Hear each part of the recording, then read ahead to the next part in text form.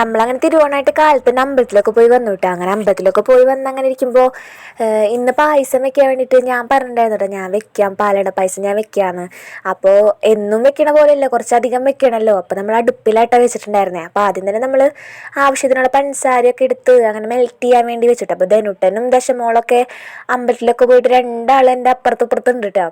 അങ്ങനെ പിന്നെ വേഗം തന്നെ മെൽറ്റായി വന്നു കേട്ടോ. അങ്ങനെ പിന്നെ കളറ് ഒക്കെ ചേഞ്ച് ആയി കഴിയുമ്പോൾ നമ്മൾ കുറച്ച് ശേഷം പാലങ്ങനെ അതിലേക്ക് ഒഴിച്ചു കൊടുത്തു കേട്ടോ. അങ്ങനെ ഒഴിച്ച് അങ്ങനെ സംഭവം ചെറുതായിട്ട് കട്ടിയാവും. പിന്നെ നമ്മളത് അങ്ങനെ ഇളക്കി അങ്ങനെ സെറ്റാക്കണം. ആദ്യമായിട്ട് അടുപ്പിൽ പണിയെടുത്തിട്ടാണോന്ന് അറിയില്ല കേട്ടോ, എൻ്റെ കണ്ണീന്നൊക്കെ പുക അടിച്ചിട്ട് എന്താ പറയുക, അങ്ങനെ ഭയങ്കരമായിട്ട് നീറുമായിരുന്നു.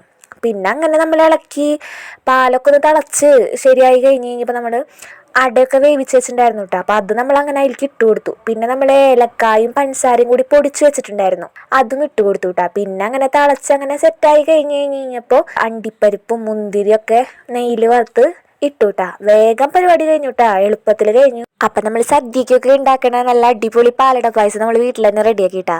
അപ്പോൾ വീഡിയോസ് ഇഷ്ടപ്പെട്ടാണെങ്കിൽ എല്ലാവരും സപ്പോർട്ട് ചെയ്യണേ. അപ്പോൾ ഓക്കെ, ബൈ.